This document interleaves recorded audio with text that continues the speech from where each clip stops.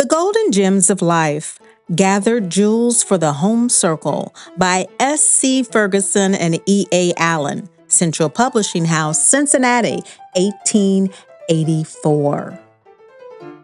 Chapter: Regret. Regret, a sad word. All have felt it. The profoundest sorrows, self-wrought. Death, an occasion of much regret. Shadowed lives. How to escape regret. Regret. For all of sad words of tongue or pen, the saddest are these: it might have been. Whittier. There is not a word in the English tongue which signifies more than the word regret. It expresses every degree of pain in the gamut of sorrow, from the childish regret for a lost plaything to the remorse which, when the sands of life are almost run, contemplates a wasted life. There are none who have not felt its potency. No age escapes it, and such will ever be the case as long as it is human to err. But as pain and sickness are the sentinels which guard the life and health of the body, so it is regret which keeps conscience alive in man and sustains the moral faculties in the discharge of duty. Life is full of sorrowful scenes, so much that could not have been avoided. But how much added force there is to sorrow when we reflect that we are to blame, that we knew at the time that we were doing wrong, that we disregarded the warning voice of conscience, contemptuously rejected the proffered advice of others, and have nothing to accentuate the keen regret gathered with the harvest of sorrow sown by our own negligence. The profoundest sorrow is not brought upon us by the world, by its bitterness, its malice, its injustice, or its persecution. These indeed affect us and make us wiser, more weak, more brave. We can, if we choose, repel the world's wrongs. We can laugh at the injuries inflicted upon us and hurl defiance upon them.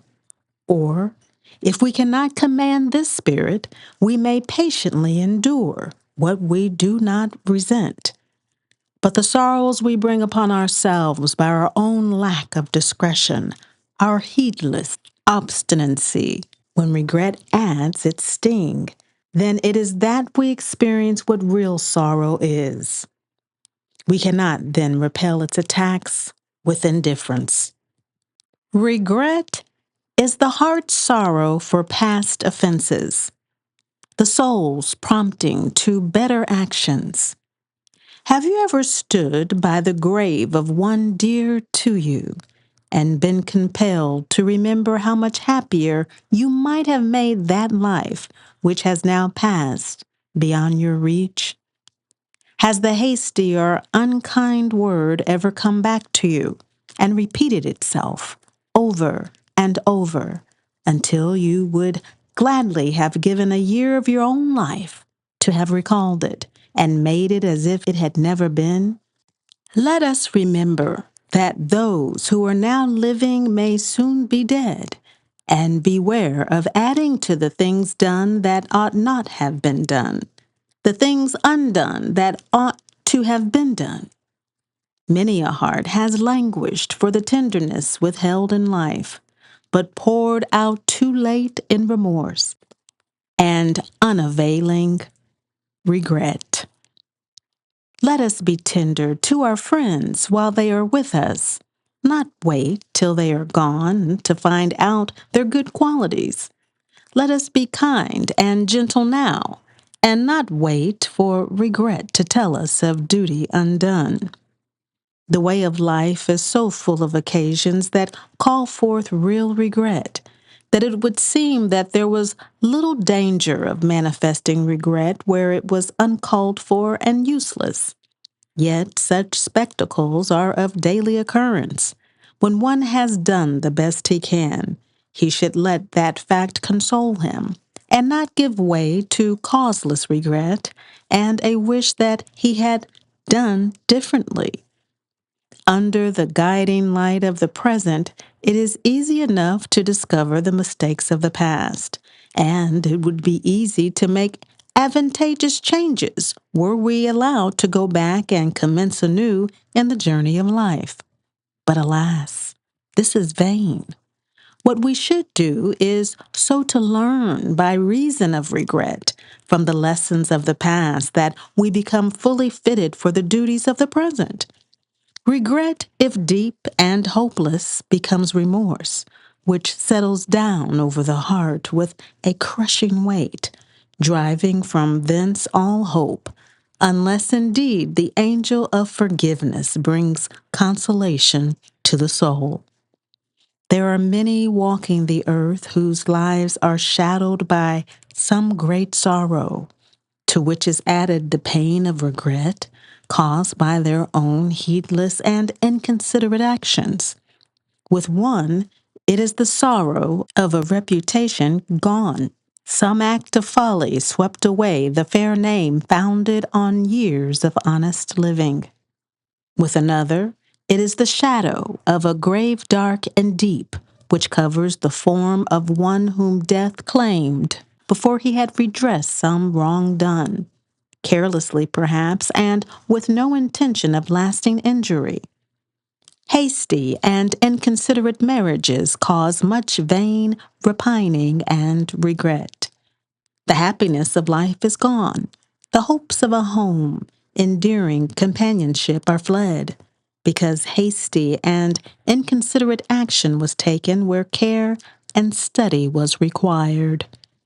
Of all regrets, the remorse that must accompany the closing moments of a misspent life must possess the sharpest sting.